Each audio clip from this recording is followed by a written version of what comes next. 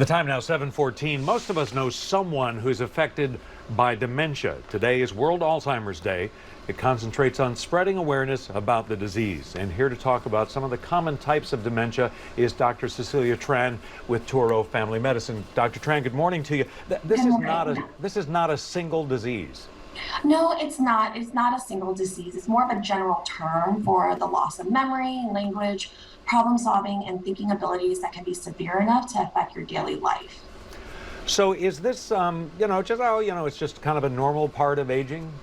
And it's actually not a normal part of aging. Many older adults, they live their entire lives without developing dementia.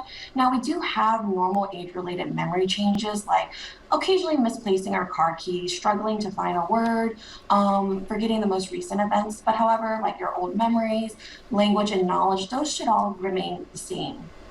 You know, when we talk about signs and symptoms, one of the things that gets pointed out is memory, attention, those things we commonly hear about. But I just in looking at my notes here, one of those is visual perception beyond the typical age-related changes in vision. And I think that's something we don't talk a lot about. So a lot of us need glasses, obviously, as we get older, but this is different than that? Yeah, so this is actually different. This is talking about hallucinations. So there's different types of dementia. So for some types, people actually have hallucinations, and that's what we're kind of referring to. Is there anybody who is particularly at risk?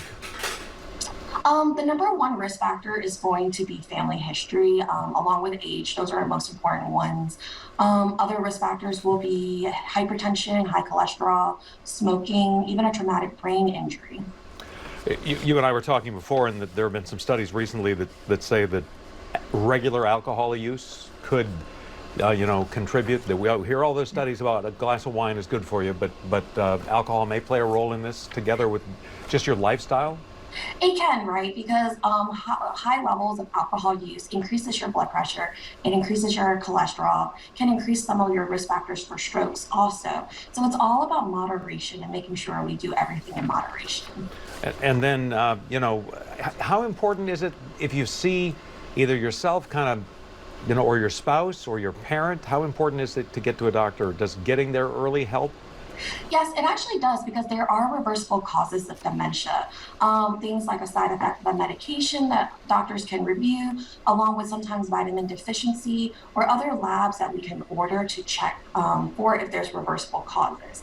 And if not, you can have a long discussion with your doctor regarding family planning, power of attorney, things that we don't want to wait till it's too late to talk about. Right. All right, Dr. Cecilia Tran with information on this Alzheimer's Awareness Day. Thanks so much. Thank you. Have a good day.